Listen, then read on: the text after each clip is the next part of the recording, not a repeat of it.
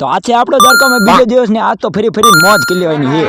ગોપી તળાવ, રૂકમણી મંદિર, Shivrajpur beach, કનો park અને ભડકેશ 7 જગ્યા. તો આપ સભી કો મારા તરફથી રાધે રાધે, જય શ્રી રામ. 2-15 તો આજ આપણે દ્વારકામાં વિવિધ જગ્યાએ ફરવાનું છે. તો પેલા હવારમાં થોડોક નાસ્તો કરી લેવી ને. પણ આમ જો કોઈ દી આમ જો આવું કોઈ કામ નો ચિંતા.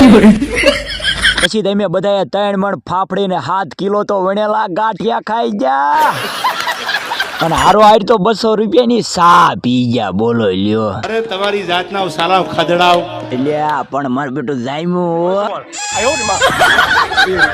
બોલો જય જય દ્વારકાથી. તો પછી દ્વારકાની બજારમાંથી આપણને લાલભાઈ મળી ગયા ને એ આપણને દ્વારકાના વિવિધ સ્થળો પર ફેરવવાના છે. બોલો દ્વારકાધીશની જય. તો પેલું સ્થળ આવી ગયું આપણું ભડકેશ્વર મહાદેવનું મંદિર. મહાદેવ ના હું કરે ઉભો થા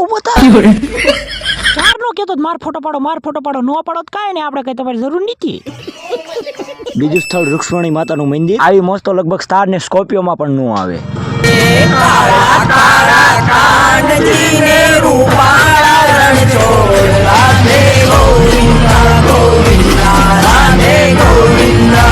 પછી ત્રીજું સ્થળ હતું નાગેશ્વર જ્યોતિર્લિંગ. પછી ત્યાંથી દર્શન કરીને દાળ પકવાન, શેરડીનો રસ ને ગુલ્ફી ખાઈને ટબ્બા રેખા થઈ ગયા.